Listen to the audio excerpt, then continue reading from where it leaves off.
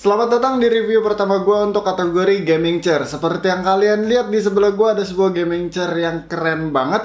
Sebelumnya thank you banget buat Fantech Indonesia udah mau ngirimin gaming chair ini buat gue. Ini adalah Fantech GC188S. Sebelum masuk ke review yang lebih detail lagi, gue mau highlight sedikit deh mengenai unbox experience dan juga proses pemasangannya. Let's go! Nah, secara unboxing experience tidak ada sesuatu yang gimana-gimana karena gue juga tidak membutuhkan itu untuk unboxing experience pada sebuah gaming chair. Di dalamnya ada part-part yang memang dibutuhkan untuk merakit si GC188S ini. By the way, gue udah pernah beberapa kali bongkar pasang gaming chair dan Fantech GC188S ini termasuk gampang banget untuk dirakit. Secara konstruksi emang nggak ada bagian yang aneh-aneh, ditambah lagi dalam paket penjualannya kita udah dapat manual book yang lengkap banget dan mudah dimengerti. Serta kita juga bakalan dapat sebuah tools yang benar-benar mempermudah sekali. Gue sendiri bisa ngerakit si Fantech GC188S ini sendirian dalam waktu sekitar 25 menit aja. Nah, kalau udah beres dirakitnya nanti bentukannya jadi seperti ini, seperti yang ada di samping gua. Dari desainnya sendiri bisa gue bilang ini mirip banget sama yang namanya racing seat dengan spesies semi bucket. Nggak mungkin juga kan gaming chair pakai full bucket, itu bakalan pegel banget untuk dipakai sehari-hari. Nah, dari bagian addressnya dulu di sini dia pakai modelan yang kotak gitu, boxy-boxy, terus ada logo Fantech berwarna merah. Terus ke bagian bawah sini di tempat bahu ini ada yang namanya side support. Gue suka banget sama side supportnya ini karena dia itu lebar dan angle-nya itu pas cuy. Jadi ini kepake banget ketika si kursinya lagi kita reclining atau kita lagi agak rebahan posisinya. Maka si side supportnya ini benar-benar megangin bagian bahu kita. Jadi nggak akan keguling ke kiri ataupun ke kanan cuy. Mantep banget. By the way, ngomong-ngomong soal reclining, Fantech GC188S ini udah bisa reclining. Kalau gua cek di beberapa toko gaming gear yang ngejual nih kursi ya, itu katanya recliningnya bisa 180 derajat. Tapi pas gua coba nggak bisa cuy, mentok di sekitar 160 plus lah. Mungkin deket-deket ke 180 derajat deh. Sejujurnya gue nggak tahu, barangkali ada semacam penguncian yang belum gue unlock atau kayak gimana. Yang jelas unit yang ada di gue ini nggak bisa rebahan sampai 180 derajat. Tapi bagi gue nggak masalah sama sekali karena emang gue nggak pernah pakai 180 derajat di sebuah gaming chair ya. Kalau untuk rebahan lebih enak di kasur sih. Paling di gaming chair itu rebahan yang ya sifatnya sementara doang. Jadi nggak sampai 180 derajat juga udah cukup.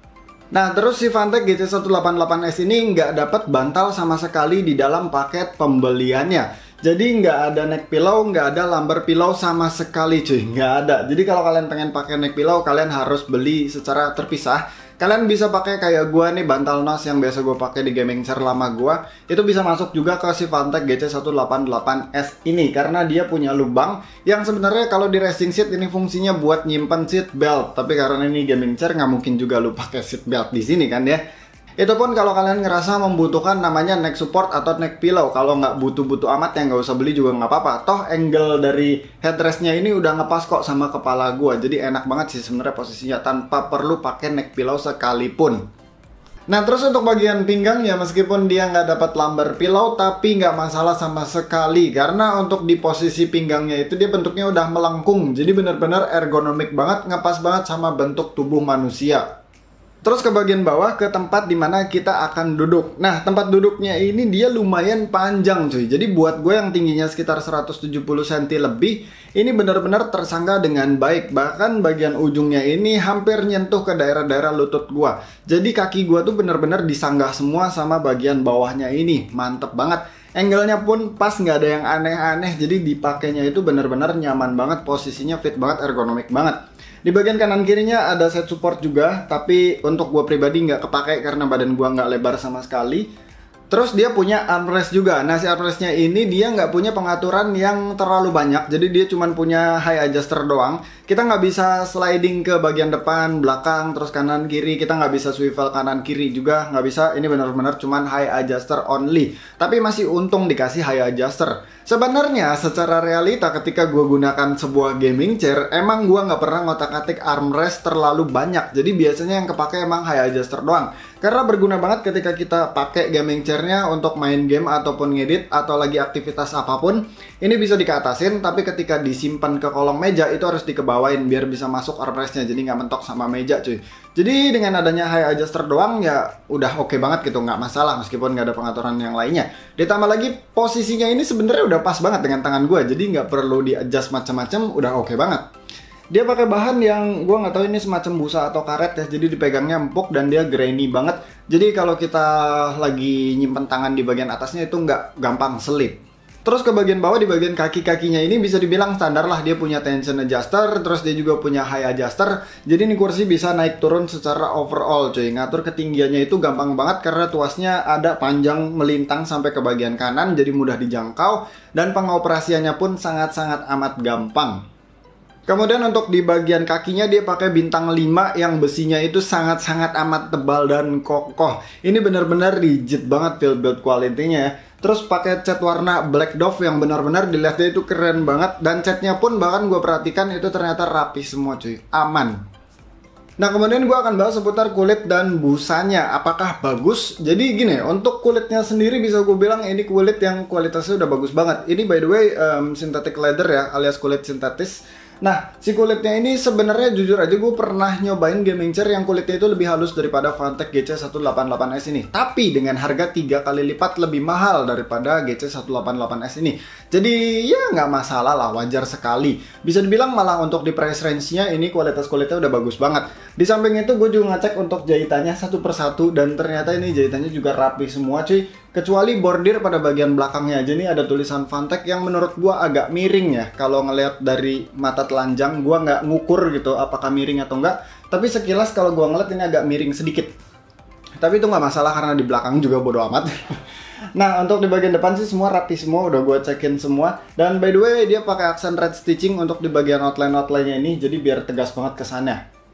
Nah terus untuk busanya sendiri bisa gue bilang ini tingkat keempukannya ada di tengah-tengah, medium lah. Jadi dia nggak bisa dibilang yang empuk-empuk banget, tapi juga nggak bisa dibilang yang keras-keras banget. Soalnya kalau dibilang empuk banget, gue udah pernah nyobain office chair yang harganya hampir goceng dan itu empuk parah cuy. Jadi beda lumayan jauh sama ini dari tingkat keempukan busanya. Tapi itu emang harganya beda jauh, terus dari segi target pasar juga beda.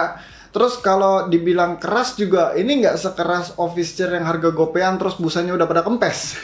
Itu kan kerasa banget tuh kayunya pas didudukin, kalau nggak sasis besi yang di bagian tengahnya. Nah, ini masih lebih empuk gitu loh. Dan ini by the way, sasisnya rigid banget. Karena di bagian side support sini, dia ada sasisnya juga. Jadi ketika busanya gue tekan agak dalam, ini kerasa ada besinya.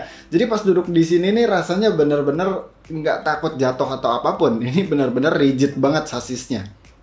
Oke, jadi segitu aja yang perlu gue sampaikan dari review Fanatec GC188S. Ini S-nya itu kayaknya stand for silver ya, soalnya ini ada varian lain yang warnanya itu hitam merah. Dan untuk harganya sendiri sekitaran 2,5 jutaan. Harga tepatnya silahkan cek official store-nya Fanatec aja.